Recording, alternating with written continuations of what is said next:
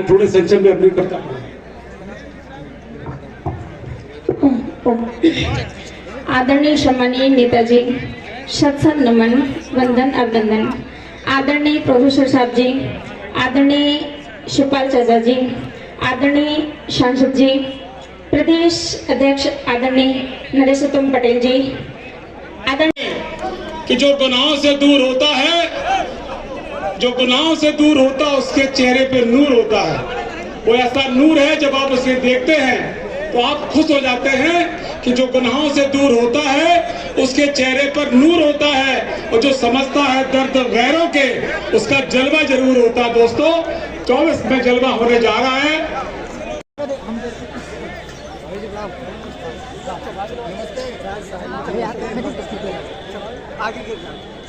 इस बीच हमारे नेताजी के परिवार की सभी संस्कारवान महिलाएं आदरणीय चाची से पहले जा रही है नेताजी के समाधि पर, जहां जाके उनको पुष्प अर्पित करेंगे।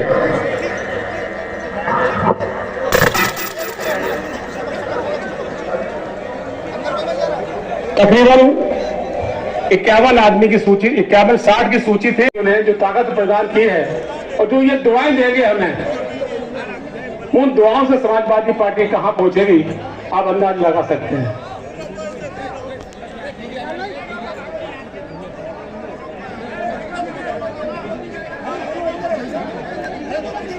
और देखिए आखिरी में हमारे सैफे के प्रधान नाथन वाल्मीकि जी को आदरणीय राष्ट्रीय अध्यक्ष जी ने सौ उड़ा के सम्मानित किया। ये सम्मान का क्रम अब देखिए, जयशंकर पांडे जी हमारे साथ ये जिलाध्यक्ष रहे हैं, हमारे साथ मंत्री भी रहे हैं। आज इनकी किताब का विमोचन भी होना है जो नेताजी पे लिखी इन्होंने। जयशंकर पांडे अयोध्या के है ये, और ये लगातार वहां पर 10 साल अध्यक्ष रहे, 12 साल मेरे साथ मंत्री भी रहे थे। इनके भतीजे पवन पांडे भी एमएलए बने थे अयोध्या से।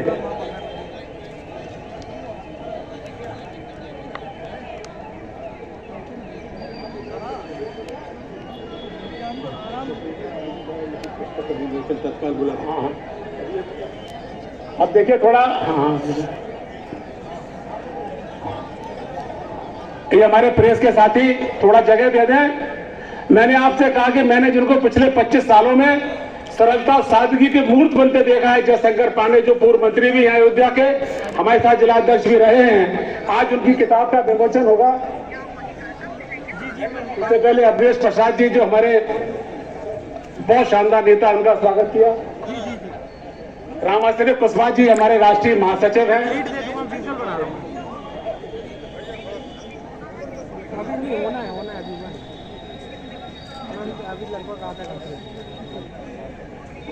जयशंकर पांडे जी अपनी किताब के विमोचन के वो तैयार रखे किताब है। तैयार है पांडे जी? जयशंकर पांडे जी की जो किताब है, हाँ तो पहले से लाना चाहिए तैयार होके।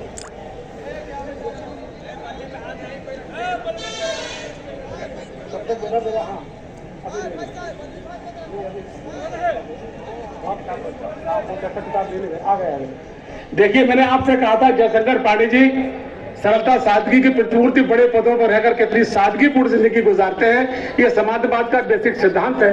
उनकी किताब का विमोचन माननीय है। हमारे बीच में सौभाग्य से उदय प्रताप जी मौजूद है जो हम सबके नेताजी के गुरु रहे हैं। आज उन्होंने मुझे वे गुरु मंत्र दिया, मैंने उनसे बात जब की थी। मैं चाहूंगा कि हमारे सभी नेतागण आगे खड़े होकर किताब का विमोचन करें। सभी के हाथ में किताब होगी।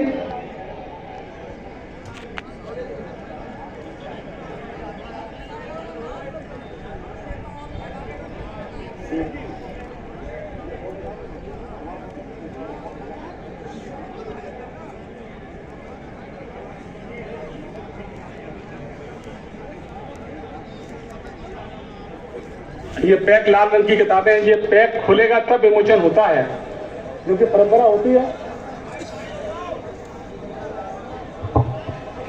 हेलो,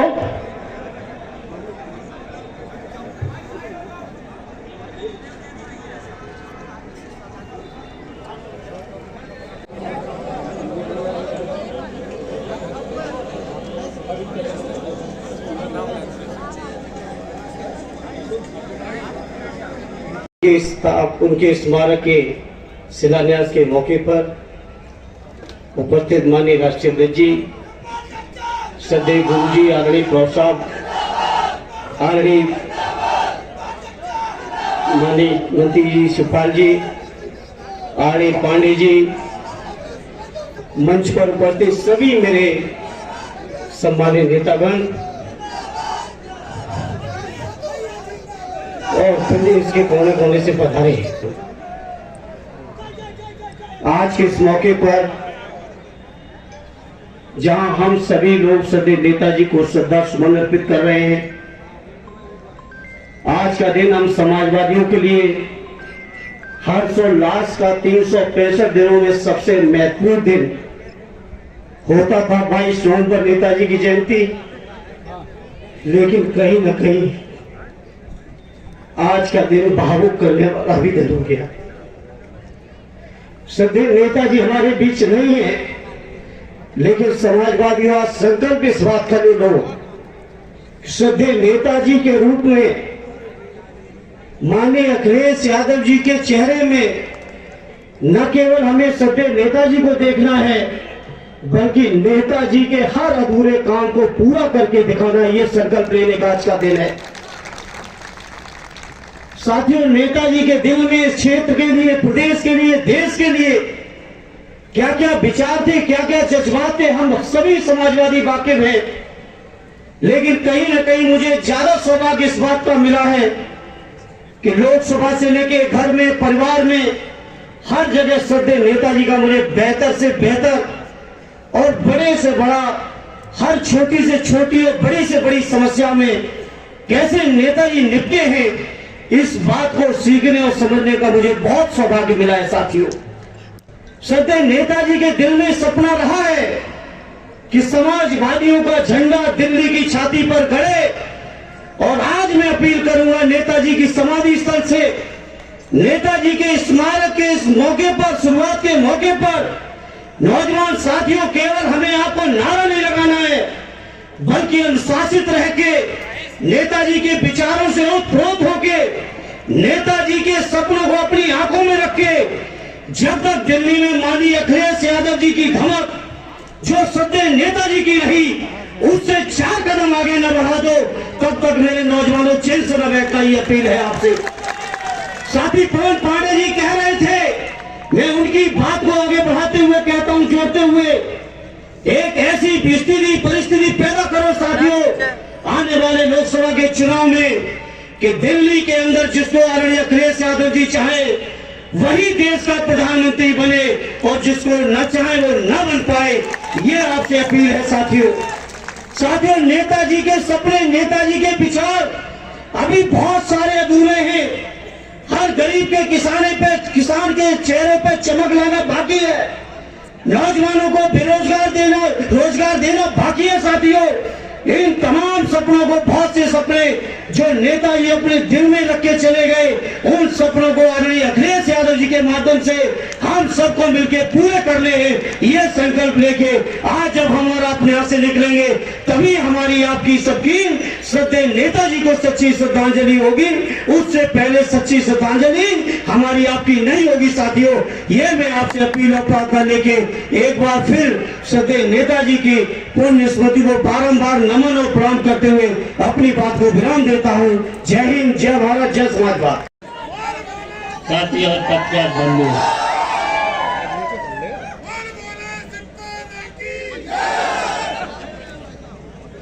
आज नेताजी की शताब्दी दिवस के अवसर पर हम सबसे पहले नेताजी को नमन करते हैं, उनको याद करते हैं।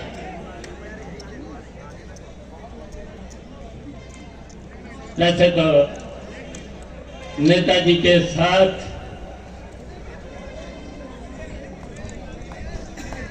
शायद हमसे ज्यादा उनके साथ कोई भी नहीं रहा हो। और नेताजी हमारे बड़े भाई तो थे ही, बड़े भाई के साथ साथ गुरु भी थे, पढ़ाया भी था।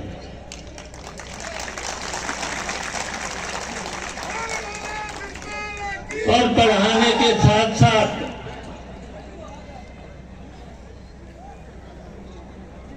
पिता जैसा सदृश स्नेह भी मिला।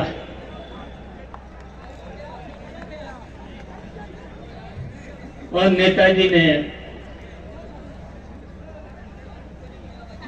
हम सबको बहुत कुछ सिखाया भी था।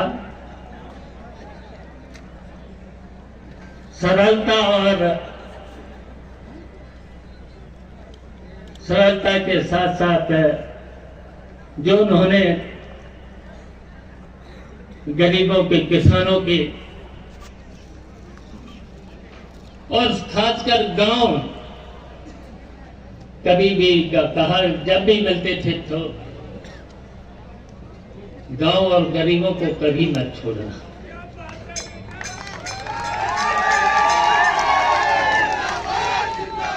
उनको कभी निराश नहीं करना।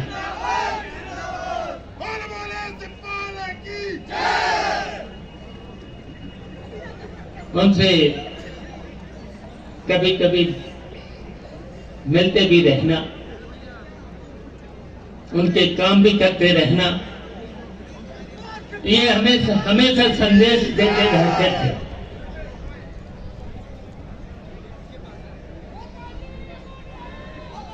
और ये सही है कि आप सबके मन में, आप लोगों के मन में हमेशा रहा। वैसे तो आपने हमेशा जसवंत नगर से लेकर मैनपुरी से लेकर के पूरे उत्तर प्रदेश के लोगों ने हमेशा नेताजी को आगे बढ़ाया है। लेकिन नेताजी ने हम लोगों को अन्याय के खिलाफ हमेशा लड़ना भी सिखाया है।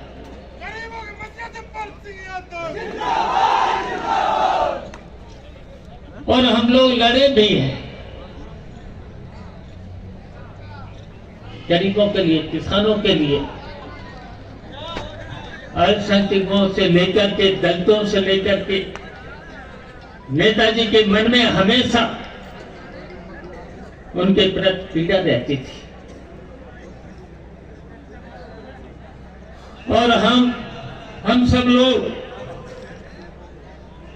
वैसे तो पहुंचाया है, एमएलए बनाया, मंत्री बनाया, डिफेंस मिनिस्टर बनाया, 3 बार मुख्यमंत्री बनाया। लेकिन हम लोगों के मन में जितने भी यहां बैठे हैं, नेताजी को देश की खुशी पर पहुंचाना चाहते थे। और बहुत कुछ मौके भी आए। अगर नेताजी चाहते तो उस कुर्सी पर भी पहुंच सकते थे। नेताजी के मन में त्याग की भावना हमेशा रहती थी। लेकिन हम बस बहुत कुछ नहीं कहना चाहते हैं। वैसे तो नेताजी ने जब सत्ता में आए तो इतना काम करके दिखा दिया है। नौकरियों से लेकर के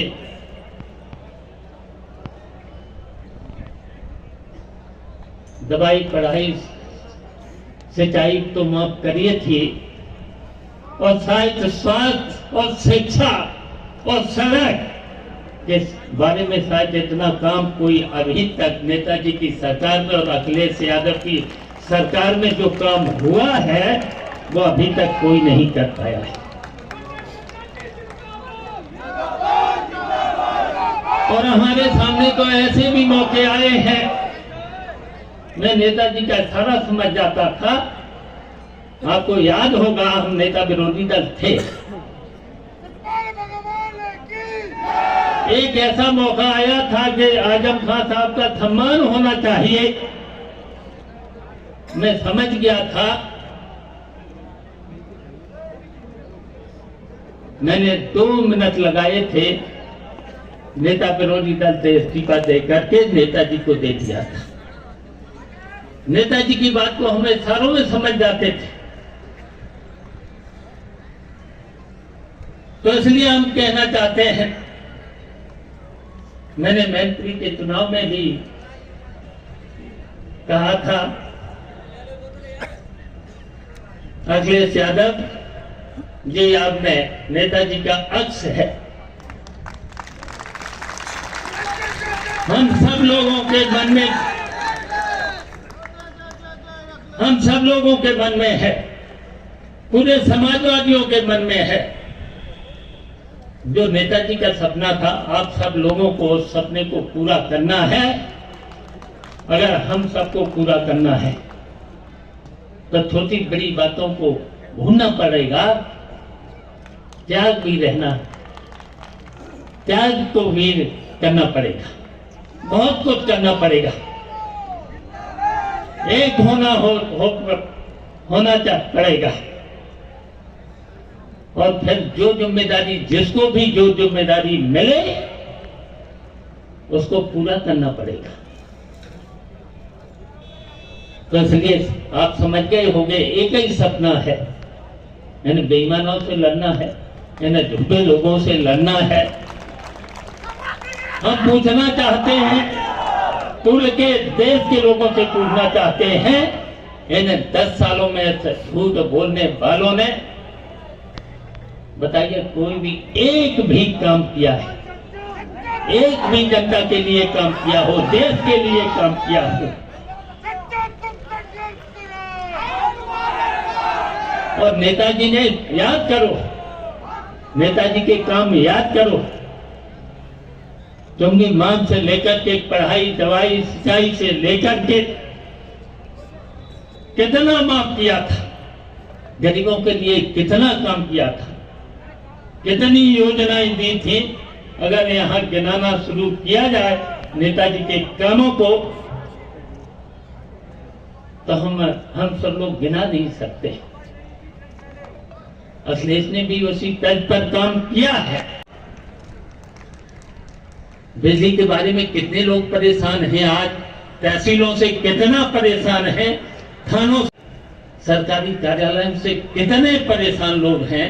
बिना रिश्वत के कोई काम हो नहीं रहा है। तो इसलिए हम चाहते हैं,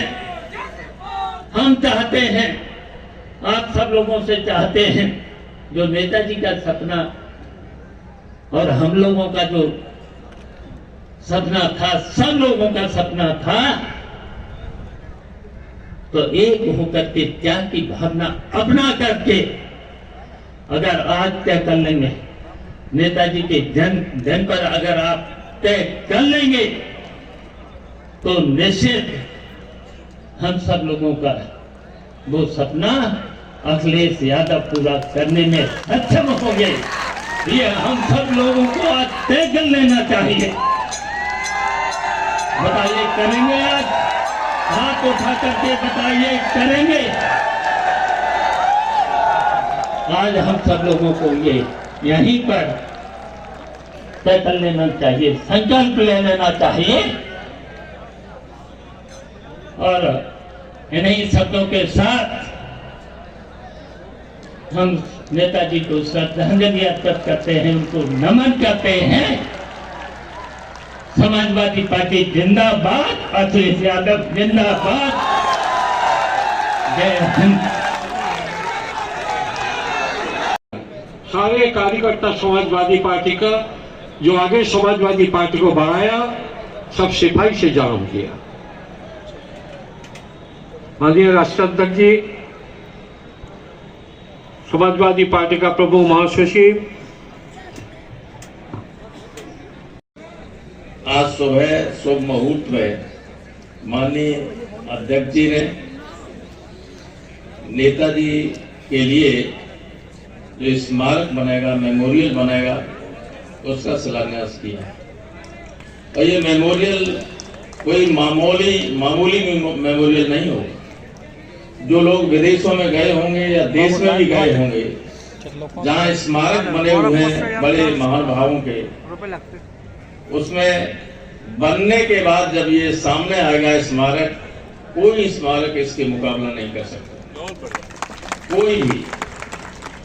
ये बनाया जाएगा अमेरिका के सबसे महबूब राष्ट्रपति अब्राहम लिंकन के मेमोरियल की तर्ज पर, लेकिन उससे भी बेहतर बनेगा। और लाखों समाजवादियों को और जो अन्याय के खिलाफ लड़ने वाले लोग हैं उनके लिए ये अनंत काल तक प्रेरणा देने का काम करेगा, प्रेरणा का स्रोत रहेगा। तो इसलिए मैं कह रहा हूं कि समाज ये एक बहुत ही बड़ा दिन है आज का, एक बहुत अच्छा काम का की शुरुआत हुई है और समाजवादी पार्टी को मजबूत बनाने का दायित्व तो आप सबका है और जिनके ऊपर सबसे ज्यादा जिम्मेदारी होती है जो नौजवान हैं, उसमें थोड़ा सा मैं एक बात सुनाना चाहता हूं इधर खड़े हुए लोगों के लिए। एक बार 12 तुगलक रोड में बहुगुणा जी की जब पार्टी में आ गए थे तो 12 तुगलक रोड में चौधरी साहब के साथ हेमवती नंदन बहुगुणा, नेताजी और मैं बैठा हुआ था। तो बहुगुणा जी ने चौधरी साहब से कहा, चौधरी साहब जानते हो कि बीजेपी के कार्यकर्ता में और आपके कार्यकर्ताओं में क्या फर्क है? उन्हें तुम ही बताओ क्या फर्क। बोले फर्क ये है कि बीजेपी का हमारा कार्यकर्ता जब जाएगा बाजार में भेजो 10 रुपया लेके या 50 रुपया लेके 10 रुपए के सामान लेके आ पाए, और बीजेपी का कार्यकर्ता 10 रुपया का सामान लेके देखो भेजो तो 50 रुपए का सामान ले आएगा। तो बीजेपी के अगर ये लोग होते यहाँ तो कोई कुर्सी खाली नहीं होती, उसके पीछे तक भरा होता है, पीछे तक। इनको बार बार समझाया गया है, ये कल लिखेंगे प्रेस वाले कुर्सियां खाली पड़ेंगी और जितनी कुर्सियां हैं उससे ज्यादा लोग यहाँ खड़े हुए हैं और इनका उत्साह का मैं आपको एक बात बताऊं, बुरा मतलब अगर खड़े हुए ये जो कुर्सी पर बैठे हुए लोग हैं उनकी धारणा है इसी तरह के लोगों की वजह से हम चुनाव आ गए। मैं सब कुछ नहीं आप किसी को ये सिर्फ चेहरा दिखाने के लिए डिस्टर्बेंस करते हैं। नीचे सब कुर्सियां खाली, उनका कोई बैठेंगे नहीं और मुंह दिखाने में आए थे हम और जान एक वोट नहीं पूछिए, एक वोट बढ़ाने का नहीं होगा, आधे जानों का खुद का वोट नहीं होगा। बात बहुत लंबी चौड़ी करेंगे इधर करके, किसी बड़े आदमी को अखिलेश के पास नहीं जाने देंगे, आगे अभी ले लेंगे, आप निकलेंगे तो इनकी ऐसे काम करते हैं। नेताजी ने कहां से शुरू किया था? 67 का पहला चुनाव जब लड़े तो मैंने उसी साल बीएससी किया था। तो नेताजी ने कहा कि ऐसा करो एमएससी में दाखिला मत लो, हम चुनाव लड़ेंगे, उस अगली साल ले लेना। तो मैं नहीं ले रहा चुनाव लो। हमें जैन कॉलेज में असिस्टेंट टीचर बनवा दिया, गुरु जी जानते हैं। वहां से साइकिल से जाते थे, 10 लड़के और जाते थे और कोई ऐसा गांव जसवंतनगर क्षेत्र का नहीं है, खासतौर से बसरे ब्लॉक का, तब ये ब्लॉक 2 ही थी, जसवंतनगर बसरे, जिसके घर घर में हम लोग न गए। कोई जीप नहीं थी, कुछ नहीं, केवल साइकिल से गए। चुनाव के वक्त भी कुछ नहीं था, साइकिल से गए, चुनाव जीते। 69 में भी कोई गाड़ियां नहीं थी। 74 में एक आध जीप आ गई, उससे नेताजी चलते थे और लोग, कुछ लोग गांव के लोग ट्रैक्टर से चले जाते थे, मोटरसाइकिल से गए बाद में। तो इस यहां से शुरू किया था। कोई अब तो यह है कि अगर 4 पोलिंग का सेक्टर बना दो उसके लिए गाड़ी चाहिए। आप बताइए, एक गाड़ी से एक सेक्टर को 10 बार आप कवर कर सकते, तब भी घर घर नहीं जाते और 100 गाड़ियां चलती। तो कोई जो आप में से जो अच्छा कार्य करता है, जो बढ़िया कार्य करता है, जो संघर्ष करने वाला है, वो स्पेशल और गरीब है, क्या चुनाव लड़ सकता है? नहीं लड़ सकता। तो ये खत्म कीजिए संस्कृति। मैंने एक बार राम सेवक यादव एमपी थे बाराबंकी से, तब मैं 6वीं में पढ़ता था। 57 में सोशलिस्ट पार्टी बाद में बनी, पहले सोशलिस्ट पार्टी थी, प्रजा सोशलिस्ट पार्टी थी। हम लोग सोशलिस्ट में थे, हालांकि मेंबर साहब आते थे, प्रजा सोशलिस्ट पार्टी थी। जसवंतनगर में सोशलिस्ट और कहल में प्रजा सोशलिस्ट, यहाँ बरगद, वहां लोकल होती थे हम लोग। तो उनसे हम ऐसे ही पूछा, गेहूं लेने आए थे, फसल होती तो गेहूं चंदा करके लेते थे, उससे पार्टी जिले में चलती थी बेच के साल भर, ये स्थिति थी। तो हमने कहा आपके चुनाव में कितना पैसा खर्च हुआ होगा? उन्होंने कहा 7-8 हजार रुपया खर्च हुआ। और बोले कि एमएलए हमारा बैठा है, भाई क्या नाम है, इसके केवल 250 रुपया जो फीस लगती है सो। तो हम लोगों ने पूछा कि कैसे आप इतने कम से कैसे होते हैं? बोले पैसे के बल पर हम कांग्रेस का मुकाबला नहीं कर सकते। अगर पैसे से करेंगे आप, अब बीजेपी से कंपेयर करेंगे तो आप मुकाबला कर लेंगे। सारे देश का पैसा उनके पास, सारा उद्योगपति उनके पास, जो उद्योगपतियों को इतना बढ़ावा क्यों दिया जा रहा है? अरबों रुपया ट्रकों में भर के चलाएगा केवल एक क्षेत्र में हराने के लिए। हम मुकाबला नहीं कर सकते। हम केवल कार्यकर्ताओं के दम पर, कार्यकर्ताओं के बल पर मदद कर सकते हैं, जीत सकते हैं चुनाव, बीजेपी को हरा सकते हैं। लेकिन ये मतलब बीजेपी के साथ कार्यकर्ता के हम क्या कहते हैं? बीजेपी की 100 गाड़ियां चल रही, हमारे उम्मीदवार के साथ 10 गाड़ियां। हमने साइकिल भी चला के देखा, एक गाड़ी से भी चुनाव लड़के देखा। पूरे राम सिंह साहब को नेताजी ने क्या क्या नहीं किया। नेताजी ने जब 79 में चुनाव हुआ, 79, तो इटावा से राम सिंह साहब को उम्मीदवार बनाया। तो यहां लोग मालूम क्या कहते थे? अरे इटावा जो विरोधी थे, यहां से सब्जी बेचने वाला एमपी हो जाएगा, यहां तो ब्राह्मण ठाकुर ही होते रहे हमेशा। तो नेताजी ने कहा कि हम देखते हैं कौन होगा। तो राम सिंह साकने, अर्जुन सिंह भदौरिया और शुक्ला मिश्रा को पूरी तरह चुनाव हरा दिया, वो चुनाव जीत गए। लोगों में यह विश्वास पैदा किया मुलायम सिंह जी ने कि आप हीनता की भावना छोड़िए, आप संख्या के बल पर किसी को भी हरा सकते हैं, आप ज्यादा ताकतवर हैं। बनाए उन्होंने।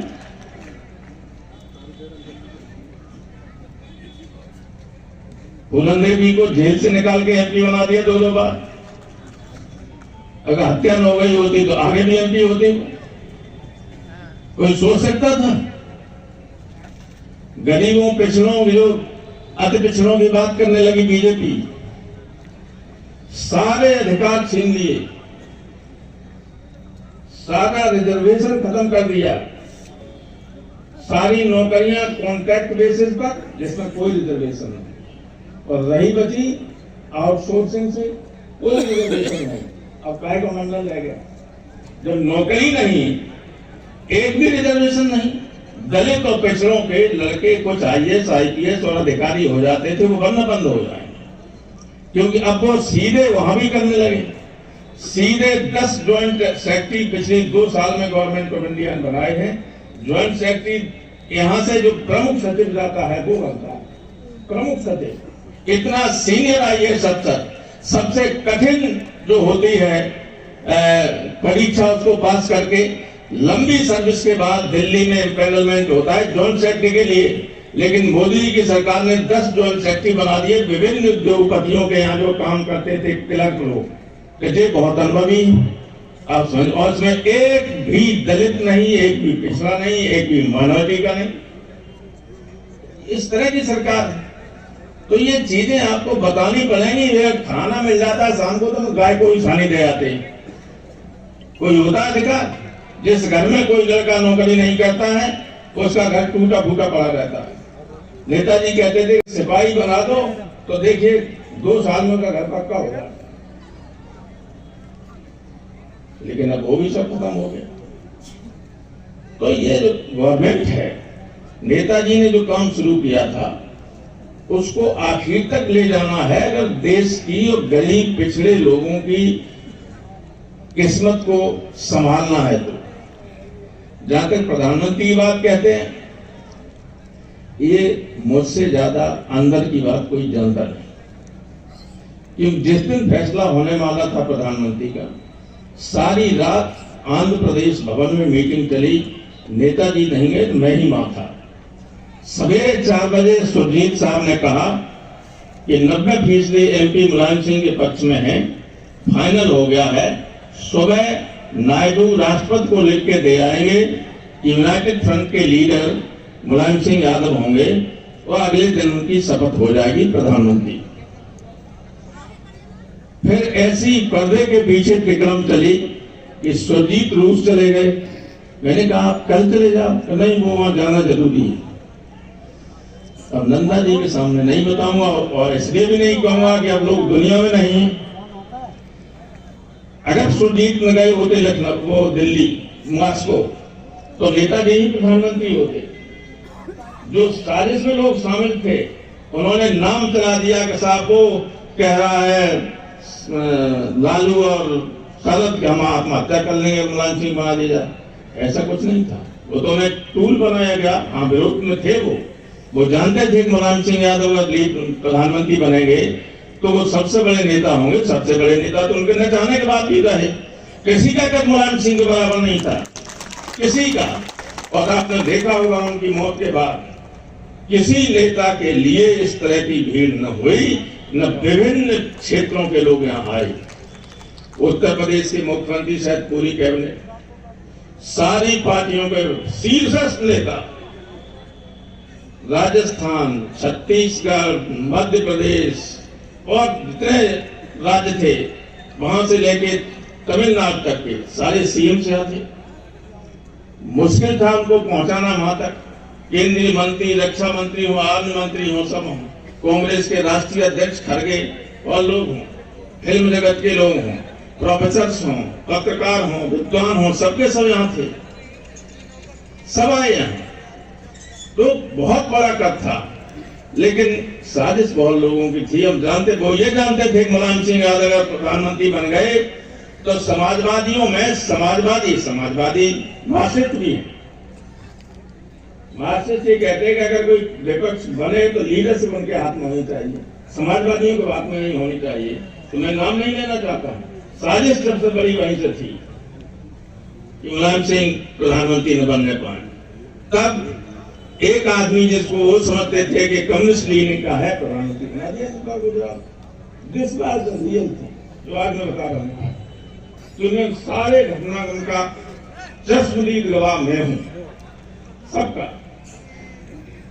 तो इसलिए नहीं बन पाए। और इसलिए कई बार जब आप नेताजी को प्रधानमंत्री बनाने का नारा लगाते थे, एक बार उन्हें गुस्से बन सका, ये 5 और 10 MP बनाएंगे और मुझे प्रधानमंत्री बनाना चाहते हैं। केवल 5 और 10 MP बना के प्रधानमंत्री बना लेंगे।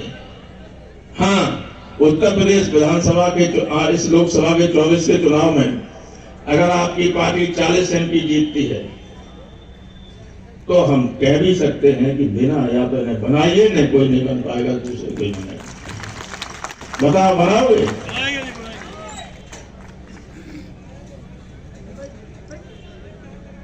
अब मैं, क्योंकि गुरुजी बहुत देर से बैठे हुए हैं और दिक्कत हो रही है उन्हें बैठने में, और बूढ़े आदमियों को सबको दिक्कत हो रही होगी, इसलिए मैं बहुत सारी ऐसी बातें हैं जो नहीं कहना चाहता। एक बार नेताजी ने जब कन्नौज से जब जसवंत नगर से काम नहीं लड़ेंगे तो हम नेताजी निर्णय अपने मन में ले लेते, लेकिन पूछते थे।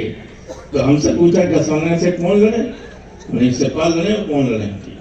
तो पार्टी का अध्यक्ष का भाई रामपाल की राय यही है, शिवपाल लड़े, शिवपाल को राय।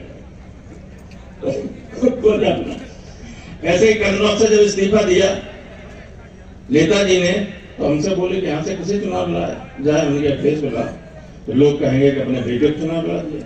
मैंने भगवान शंकर के बेटे हैं, गणेश इसलिए पूजा होती। बोले ठीक है।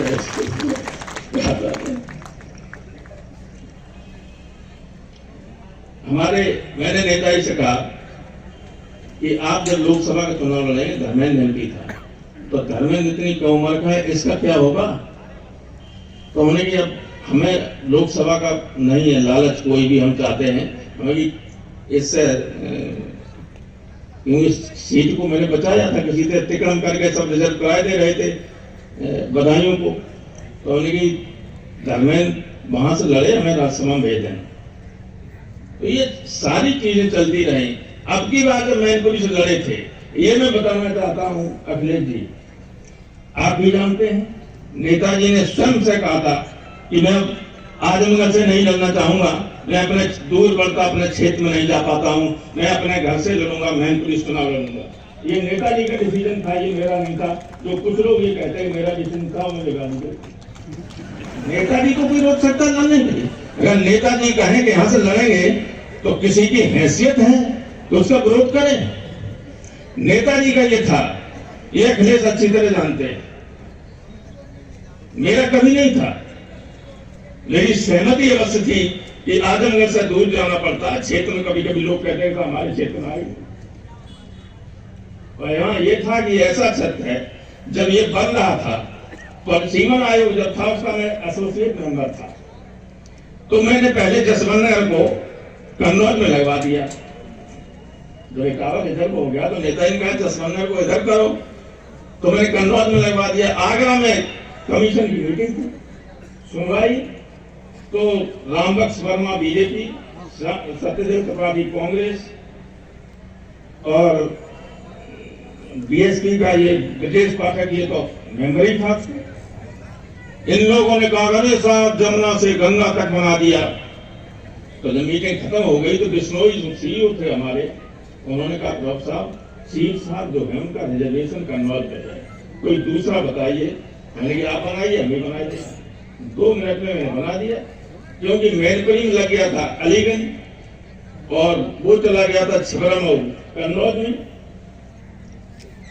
फरुखाबाद में। तो हमने ये किया कि जसवंत नगर, मैनपुरी, अलीगंज फरुखाबाद में, छिबरामऊ कन्नौज में, यूं घुमा दिया। एक भी यही बनाया सीईओ ने, यही बिश्नोई ने बनाया। तो बिश्नोई उनकी जात दे दीजिए। उन्होंने चीफ इलेक्शन कमिश्नर थे, वो तिलक लगाते, क्योंकि जो चेयरमैन थे उनके पैरों का ऑपरेशन हुआ था घुटनों का। तो उन्होंने कहा इससे बढ़िया कॉन्स्टिट्यूंसी उत्तर प्रदेश में एक भी नहीं बनी। नक्शे पर इतनी कॉम्पैक्ट और बेहतर कॉन्स्टिट्यूंसी मैनपुरी बनी, इससे बेहतर एक भी नहीं। और मैंने कहा बाद में जब बन गई, मैंने कहा चाहे 79 सीटें हाथ जाए, नेताजी की इस कॉन्स्टिट्यूंसी से उन्हें या उनके परिवार के व्यक्ति को कभी कोई नहीं हरा सकेगा। ऐसी एक कॉन्स्टिट्यूंसी बना। कई बार सब लोग एक हो जाते हैं, हुए हैं, तो ये है। लेकिन अब आज हम तो पार्टी की तरफ से, पार्टी के अध्यक्ष को और आप सबकी तरफ से धन्यवाद देना चाहते हैं कि जो आपने आज शिलान्यास किया है और जितना शानदार, क्योंकि हमने वो मेमोरियल्स देखे हैं। मैंने लिंकन के मेमोरियल को कई बार देखा। शाम के वक्त वहां ये भीड़ होती है प्रतिदिन, जहां फोटो लेना खड़े होकर मुश्किल हो जाता है। जब तक फोटो लेने तब तक 10 और आगे से निकल रहे हो। स्कूलों के बच्चे और जितने ब्लैक हैं वो तो सभी आते हैं, उनकी दास्ता को मुक्ति दिलाई तो दास्ता से, तो उससे उसी तरह का है।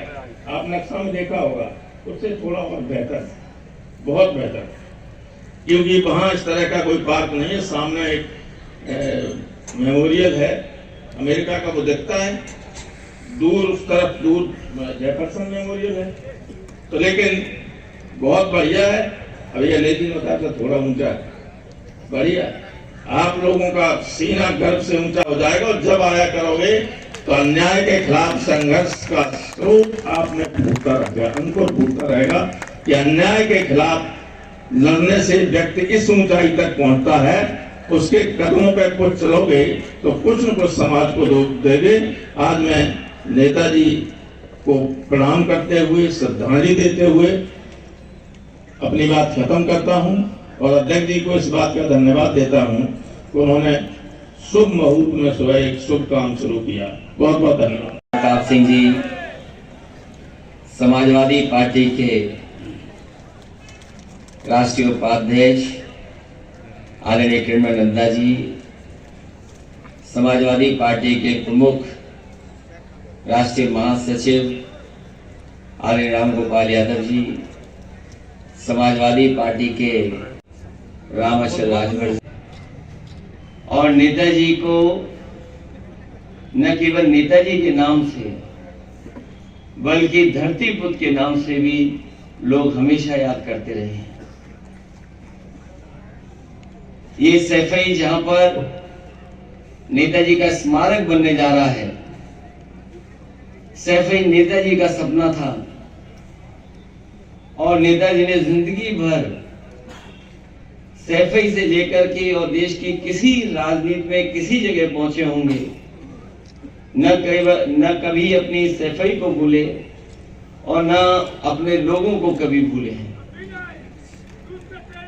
नेताजी ने न जाने कितने लोगों के सर पर हाथ रखा, कंधे पे हाथ रखा और राजनीति की ऊंचाइयों तक पहुंचाया। उन नेताजी को हम लोग याद कर रहे हैं, उन्हीं के स्मारक में आज हम लोग शामिल होने जा रहे हैं।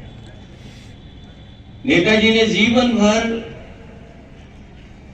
धरती पर संघर्ष किया और धरती पर चोट खाकर ही नेताजी धरती पुत्र बने। जब मेरे सामने ये बात आई कि 1 साल जब हो जाएगा तो एक नेताजी का स्मारक बनना है, लोगों ने तमाम तरह के सुझाव दिए कि लखनऊ में बनना चाहिए या सरकार से मांग की जाए। मैं उन साथियों से मैंने कहा कि जहां नेताजी ने जन्म लिया और जिस मिट्टी में खेल करके, जिस मिट्टी में राजनीति कर करके वो राजनीति की ऊंचाइयों तक पहुंचे हैं, उसी मिट्टी में देश का सबसे बेहतरीन नेताजी का स्मारक बनेगा। मेरे सामने ये भी सवाल था कि स्मारक क्या हो, कैसा बने। मैंने जहां आर्किटेक्ट से राय ली, वहीं समय समय पे लोगों ने जो नेताजी को याद किया, जिस समय नेताजी अस्पताल में बीमार थे और बीमारी के बाद जब हम लोग सफाई लेकर के आए और लगातार उनके चाहने वाले लोग राजनीति के क्षेत्र के दूसरे क्षेत्रों से, उन लोगों से जब मिला, मैं उनसे बातचीत की और कई बड़े लोग जो नहीं पहुंच पाए, उन्होंने पत्र के माध्यम से नेताजी के जीवन के बारे में जो किस तरीके से जीवन उनका छुआ, उन बातों को रखा। तो मुझे याद आया कि मैं आर्किटेक्ट से कहूं कि नेताजी जहां देश के ऊंचाइयों तक पहुंचे, वहीं मुझे सैफई में उनका स्मारक बनाना है। और जब स्मारक बनाने का फैसला लिया तो न केवल भारत के बल्कि दूसरे देशों में भी जो बड़े बड़े नेता रहे या जिन्होंने समाज को सुधारने का काम किया, उन स्मारकों के बारे में जानकारी दी। और कई प्रेजेंटेशनों के बाद और कई यंग आर्किटेक्ट और इंजीनियरों के बीच में ये जब स्मारक फाइनल हुआ तो मैंने यही कहा कि जिस तरीके से स्मारक बना है, हम लोग भी उसी से इंस्पायर होकर के, क्योंकि नेताजी ने न केवल हम लोगों का जीवन बदला है बल्कि करोड़ों लोगों को जीवन बदल करके उन्हें मान सम्मान दिलाने का काम किया। इसलिए उससे प्रेरणा लेकर के उसी तरह का नेताजी का भी स्मारक बने। और मुझे खुशी है इस बात की कि जिस जमीन से, जिस मिट्टी से नेताजी निकले थे, उसी जमीन पर हमें स्मारक बनाने का मौका मिल रहा है। ऐसे ऐसे नेताजी ने फैसले लिए, कुछ न कुछ यादें हैं। नेताजी का साथ रहा है, नेताजी का जीवन छुआ है। आज नेताजी हमारे बीच नहीं है, लेकिन उन्होंने हमें और आपको जो रास्ता दिखाया है, ये सच्ची श्रद्धांजलि यही होगी कि जो नेताजी ने राजनीतिक, सामाजिक और आर्थिक रास्ता हम लोगों को दिखाया है, उसी रास्ते पर चल करके इस समाजवादी पार्टी को हम लोग ऊंचाइयों पर पहुंचाएं। मुझे भरोसा है कि समाजवादियों ने हमेशा देश के लोकतंत्र या जब कभी भी देश के सामने कोई संकट आया होगा तो नेताजी सामने खड़े होकर के उस संकट को बचाने का काम किया है। ये समाजवादी लोग भी उसी तरीके से समाजवादी विचारधारा को और मजबूत बनाने का काम करेंगे। मैं सभी लोगों का धन्यवाद देता हूं, क्योंकि नेताजी के बारे में आप सब जानते हैं, किसी को पता नहीं जो नहीं जानते हो। लेकिन इस स्मारक बन जाने के बाद तमाम आने वाली पीढ़ी के लिए ये प्रेरणा का स्थान बनेगा। ये प्रकाश स्तंभ की तरह काम करेगा और जो प्रेरणा लेने के लिए हमेशा हमेशा यहाँ पर हम लोग को आने वाली पीढ़ी को मिलेगा। मैं इन्हीं शब्दों के साथ नेताजी को याद करते हुए, जो नेताजी ने रास्ता दिखाया एक खुशहाली का, विकास का, तमाम हमारे समाज के लोगों को जिनको कभी कोई सम्मान नहीं देता था उन्हें सम्मान दिलाने का काम किया, उसी रास्ते पे चल करके इस विचारधारा को और मजबूत करेंगे। यही सच्ची श्रद्धांजलि नेताजी के लिए होगी। मैं मंच पर उपस्थित सभी वरिष्ठ नेताओं का धन्यवाद देता हूँ।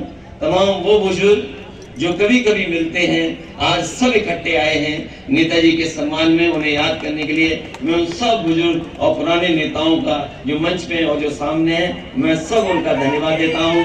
तमाम नौजवान साथियों का बहुत बहुत आभार प्रकट करता हूँ कि उन्होंने इस कार्यक्रम को सफल बनाया है।